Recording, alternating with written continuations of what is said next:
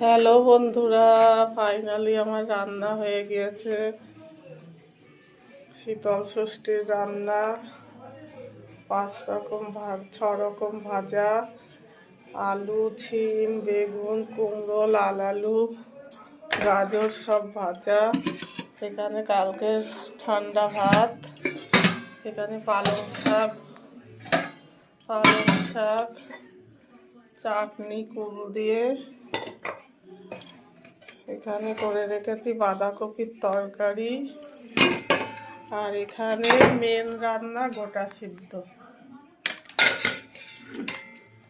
আর এই যে সকালবেলায় দধিকর্ম হলো, ঠাকুরকে দই খই দিলাম, তাই মেখে রেখেছি। আজকে এই খাবো আমরা, শীতল ষষ্ঠীর খাওয়া।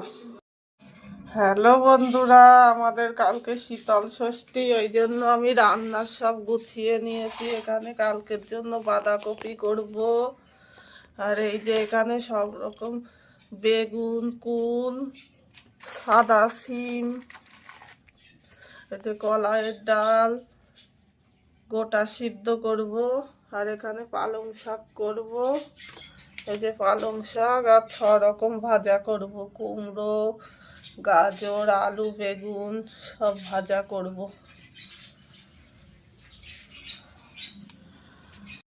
হ্যালো বন্ধুরা, এই যে আমি প্রথম রান্না শুরু করে দিলাম। ভাজা বসিয়ে দিয়েছি, সিম ভাজা। এখানে এগুলো ভিজাতে দিয়েছি, আলু, গাজর, লাল আলু সব আস্তে আস্তে রান্না সেরে তোমাদের সঙ্গে রান্না হয়ে গেলে আবার বলবো। কলাই সিদ্ধ করব বন্ধুরা। এই যে কলাইগুলোকে ভালো করে বেছে নিয়েছি। বেছে নিয়ে এইবার একটু ভেজে নেব।